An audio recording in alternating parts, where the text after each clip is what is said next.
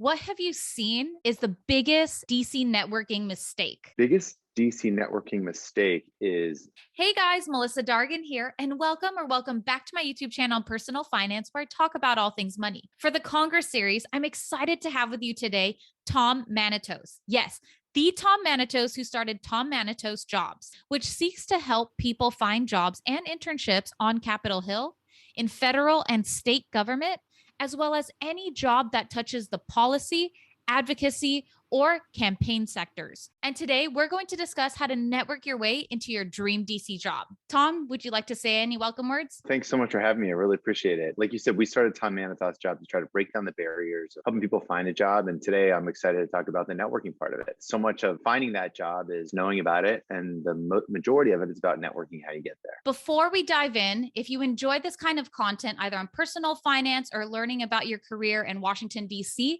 go ahead and hit that like button and press subscribe to be updated whenever new personal finance videos are released. Let's get into the questions. Does networking really matter? I mean, what are people saying in Washington, D.C.? And that is one thing I've heard from chiefs of staff who are doing some hiring. They often say, like, look, I need to post it on your site, but I don't want 100 resumes in the first 24 hours, which is the case sometimes. And that's why people who are new to this process, not only do you have to apply and soon, you have to then have a few people send your resume on top of your application to the office to make sure they know of it. Because the more times they hear about this one person being a candidate for that position, the more pressure they are to interview you and the more likely you are to get the position. So you can't just apply. You have to build up a network that can then parachute your resume into the office with multiple recommendations. That makes sense. And I'm glad you touched upon that because it isn't just putting in your application, hoping it gets read. You really have to touch your networks to be like, hey, do I have a connection in this office? Can they flag my resume? It does not guarantee that you get the job, but it at least guarantees you get reviewed for the position. So I think that that's a really great point. So if you can wheedle it down to your top 3 tips of how to network your way into a DC job, what would that be? It would be building a network by using what makes you you and finding those common connections with people. So if you're from Arizona and you went to the University of Michigan and you're Italian American, when you're looking on Capitol Hill, you better find every single person that works on Capitol Hill that's originally from Arizona, has any connection with the University of Michigan, and any Italian American. So that you can cold email them and say, hey, we're both Italian, or hey, we both grew up in Arizona. And that common connection makes that person on the other end so much more likely to reach out to you and to respond and do that informational coffee or call with you. So it's building that network based off your common connections. Another thing is when you get those conversations, you have to be extremely neat and organized to keep track of all of those connections. So after a coffee with Melissa, I've got to go back, open up my spreadsheet, put her name, email, notes from our discussion. I note that she's in California and that she's expecting, and all this stuff, and that you can rely on that back when you open up your spreadsheet and says, oh, Melissa knew somebody in this congresswoman's office. Oh, I think she probably just had her baby. Maybe I can shoot her a note and not be insensitive to that and remember that detail. And when you're getting an email like that, where that job seeker remembers those details from you, you're so much more likely to do something for them. And that because you need to build that network and then go reach back out to them, you have to do it with a first touch, right? So it's building the network, it's being organized about it, and then it's doing the attention to detail to make yourself stand out. So it's writing a thank you email with your resume attached. And by attaching that resume, it's so much more likely that they forward it, ask their friend to get coffee with you, and then they connect you. And I can't tell you how many people have said, no one wanted to post on Tom Manatos' site, but our chief of staff said, hey, we need a legislative correspondent. And I had your resume in my inbox and I forwarded it to my chief and you got that interview. So it's the building out of the network. It's the attention to detail, like things like attaching your resume. It's handwritten thank you notes. No one does handwritten thank you notes anymore. If you get one in the mail, you're going to really knock someone's socks off. So it's those things that build up over time that when you're applying to all these different internships or all these different jobs, you know how this spreadsheet of all these people you can rely upon to say, hey, any chance you know someone in this office or that office? And then one last thing is too, that kind of goes with attention to detail, is keep people up to date on what you're doing. All the folks that had coffee with you, they invest in time in you. They want to know that you got a job before they read it somewhere or hear from somebody else. And you effusively thank them for their time and credit them for helping you get that job, because that will only make that bond stronger, because you're going to go back and rely on it in the future. They might come to you for help in the next job, and that bond can only help you further in your career. DC is very cyclical. And I say this all the time. Today's intern could be tomorrow's member of Congress. And we've seen that. There are a number of members of Congress who used to be an intern, one of which used to be your former boss, now Speaker Pelosi, right? How aggressive should someone be when it comes to networking? What is the line between being like passionate about politics and also borderline annoying?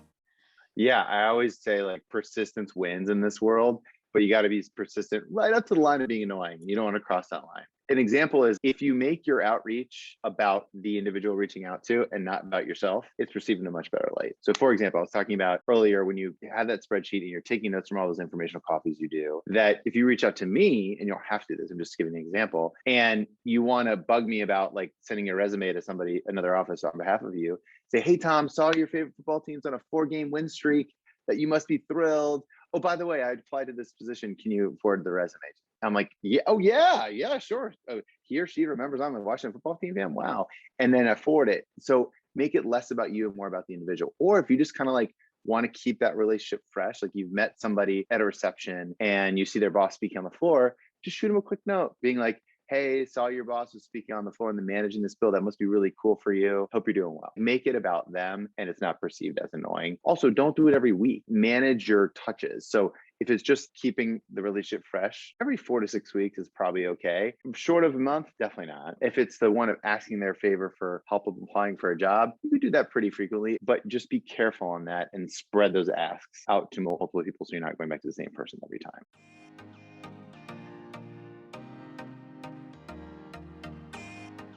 That's another thing is like one of the best recommendations you can get is someone who worked with you in another capacity, whether it's on a campaign or as an intern, to vouch for you to their best friends. Like, yeah, I know her. She's a rock star. You got to hire her. You are nice to everyone. You go out of your way for everyone. Whether it's the person you're having coffee with, the intern you're interning with, the boss that you're, working for, you just don't know where people are going to end up. I mean, I recruited my former boss from the Gore campaign to be our scheduler in the speaker's office because I knew she was good and she was nice to me. And I was way below her. I was just a college kid, but I then helped her get that job in the speaker's office so that you never know what comes around. And to your point earlier, there's a lobbyist downtown that currently lobbies a member of Congress who was her intern when she was a chief of staff on the Hill. So I hope she treated him well. So that's the thing. But this is anywhere in life, right? Yeah. Just be nice to people and pay it forward and, think good things will come out, but especially in politics. Drafting behind people who are successful, because I've seen individuals as well, the moment they get a job in another office, and let's say it's a freshman office, they will poach people that they know who are good to come work for them. And you want to draft behind that. What have you seen is the biggest DC networking mistake?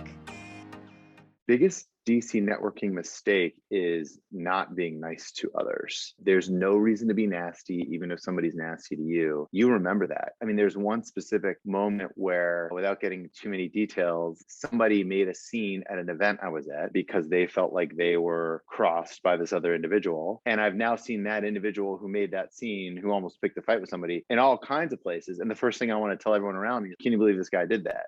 And that has left a mark on him in my memory that I want to tell everyone to warn them, do not hire this person, because if they did something like that in a professional setting, I can only imagine how bad it would be as somebody to hire. So it's just a window into everything is so sensitive in DC and in politics. Don't give an employer an excuse not to hire you. Don't have something risky on social media. Don't say something that could be perceived in a negative light on either side. Even though the elected officials are getting fiery and more controversial by the minute, the staff cannot be. Staff will be seen as a liability if they're that way. That's why you need to, in politics, be very careful what you do, what you say. Just, it's not hard. Just be nice to people and good things will come. And I remember in the office, they're like, the boss can be on the front page of the newspaper. You should not. I mean, every email you write, like, do you want this on the front page of Drudge or the Washington Post or wherever? Like, no, you don't. So better write it carefully, 100%. Thanks so much, Tom, for joining us today. This has been super insightful. Even I'm now thinking to myself, like, okay, I need to make sure I do X, I follow up with Y, because you have some really great tips. So hopefully the viewers are able to network your way into your dream job in Washington, D.C. with these tips on this video. And again, Tom, thank you so much for making time and sharing your insights. Thanks for having me. I really appreciate it. During the DC job hunt, what scale between like 1 to 10, how important are these informational interviews? Informational interviews are a 10 out of 10. Only a very small percentage of getting a job is finding out about the job. A majority of it is networking your way to that job.